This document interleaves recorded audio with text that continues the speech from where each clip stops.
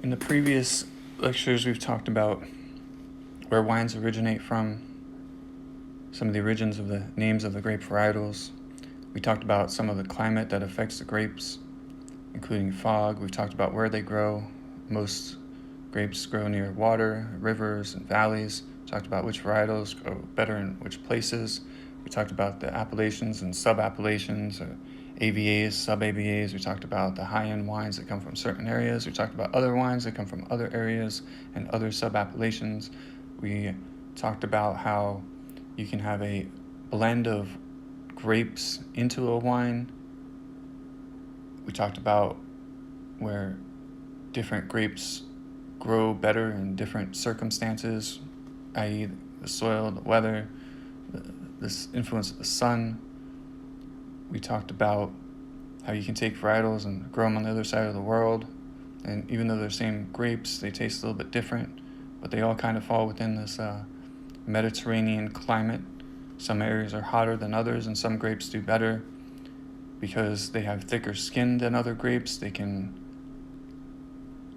Are better prepared for the climate and the fluctuations. Anyways, now we're going to talk about how the wine tastes. Let's not start with wine, let's start with something else. Let's talk about tea. So tea is bitter because the tea leaves have tannins. Tannins, what makes tea bitter, they are what make wine bitter. So if you have, for instance, an iced tea, and it's a bitter iced tea, you can add lemon juice to add acidity to the tea. Lemon juice is very acidic. You can also add sugar to make it sweeter. So now, instead of having just a bitter tea, you can use sugar or honey to make it sweeter and lemon juice to make it more acidic, which makes it a well-balanced drink. The same is true for wine.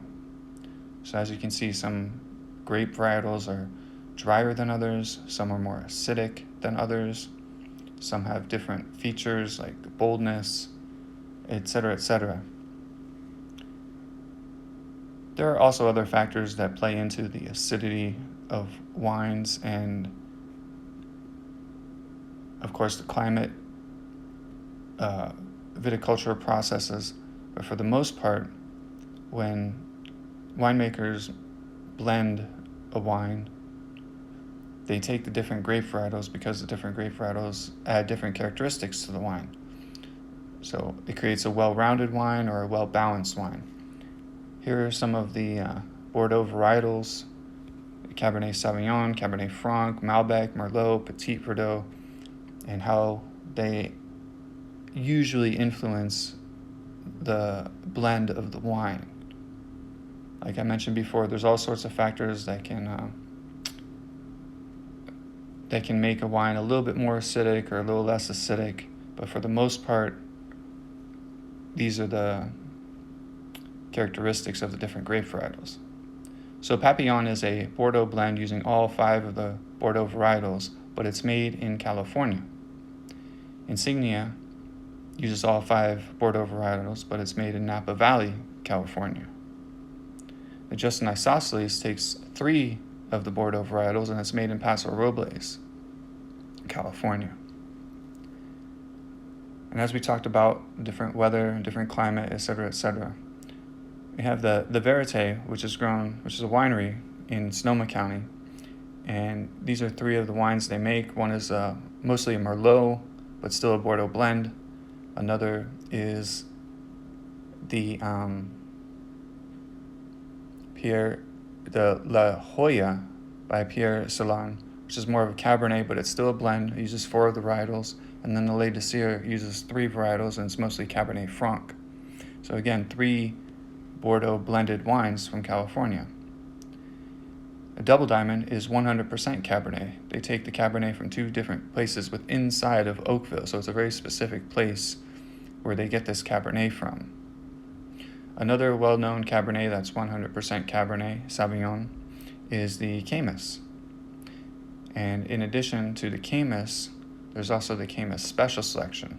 And with the Special Selection, they take the best of the Cabernet Sauvignon grapes on property and make the Special Selection.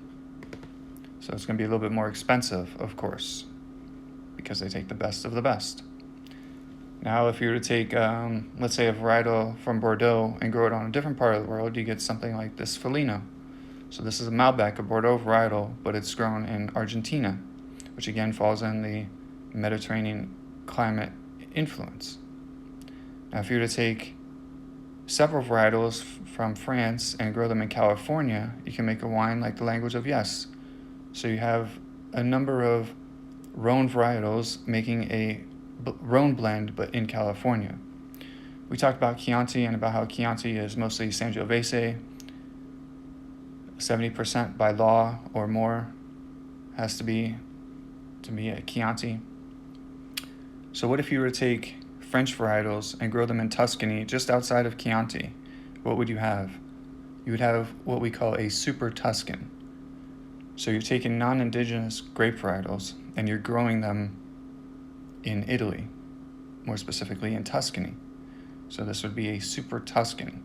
If there's a wine with Merlot or Cabernet or Syrah in the blend, primarily, it would be a Super Tuscan, and it could not be called a Chianti.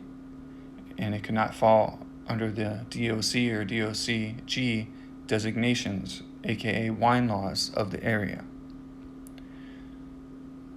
So what would be the top-notch blended red wines in the world?